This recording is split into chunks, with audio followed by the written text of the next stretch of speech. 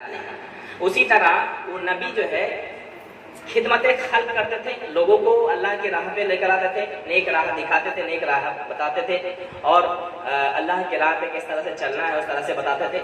वही काम अब पीर लोग कर रहे। कौन कर रहे? पीर लोग कर रहे। इसीलिए कहा गया कि जालना शेखुल कामिल नाफिल इंसान कमा जालना नबील आखिरी ज़मान, यानी आखिरी ज़माने में जो नबी किराम जो काम करते थे वही काम पीर लोग कर रहे हैं। तो गोया ये पीर जो है नबियों की तरह, नबी नहीं लेकिन नबियों की तरह है। तो हदीस का मफहूम ये है कि नबी नहीं लेकिन नबियों की तरह है, तो उनको नबियों की तरह इज्जत दो, तो इज्जत व तौकीर करो, उनको इज्जत और तौकीर तुम दो, ताकि जो है तुम जो है उनके इज्जत अदब और ताज़ीम करोगे तो तुम्हारे दिल में जो है ईमान का इजाफा होगा और तुम नेक बन सकते हो।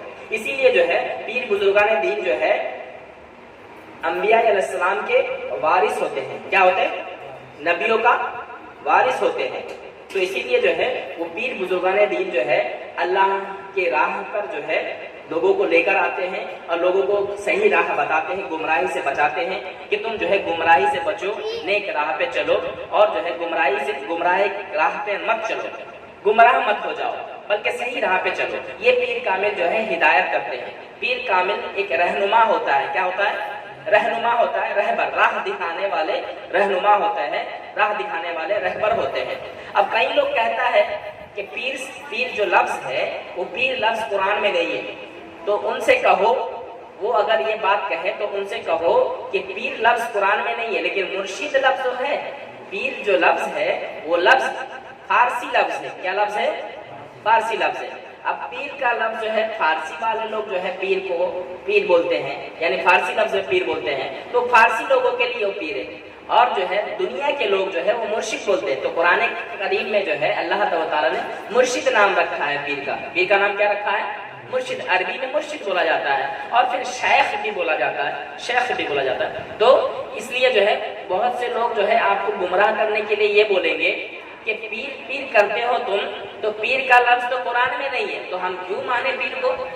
ऐसा कहकर जो है तुमको गुमराह करेगा। लेकिन तुमको वो बताना है कि पीर का लफ्ज वो लफ्ज फारसी लफ्ज है, वो पीर का लफ्ज कुरान में नहीं है, लेकिन जो है मुर्शिद का लफ्ज है। तो मुर्शिद हिदायत करने वाला होते हैं और पीर कामिल हिदायत करने वाले होते हैं। तो इसीलिए जो है हिदायत करने वाले पीर कामिल के पास जो है हमको जाना है, वो हमें हिदायत करेंगे, सही राह बताएंगे, वो हमको गुमराही से बचाएंगे। तो पीर कामिल जो है हिदायत के रास्ता बताने वाले, सीधा राह बताने वाले। हर बंदा दुआएं करता है, ऐ अल्लाह हमें इहदिना सिरातल मुस्तकीम, यानी सीधी रास्ते पे चला, लेकिन बंदा दुआएं करता है सीधी रास्ते पे चला।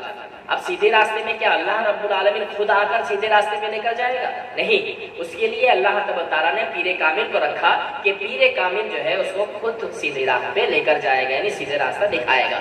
इसीलिए बुजुर्गान दीन जो होते हैं जो वो सीधी राह बताने वाले होते हैं। तो पता ये चला कि मौलाना रूमी रहमतुल्लाह अलैह इतने बड़े आलिम दीन होने के बाद भी, इतना कुछ सीखने के बाद भी, उन्होंने शम्स तरवेज रहमतुल्लाह अलैह से फरमाया, हुजूर मैं जो कुछ सीखा वो किताबी इल्म था। हुजूर मैंने जो कुछ सीखा वो सब किताबी इल्म था। अब मुझे जो है बातिनी इल्म की जरूरत है, अब मुझे मारिफत की इल्म की जरूरत है। अब वो इल्म हमें अता कीजिए, अपने कदमों में हमें जगह दीजिए, अपने कदमों में हमें जगह दीजिए और हमें जो है वो इल्म मारिफत से नवाजिए, राज मारिफत से नवाजिए, ताकि जो है मैं जान सकूं, अल्लाह की मारिफत को जान सकूं।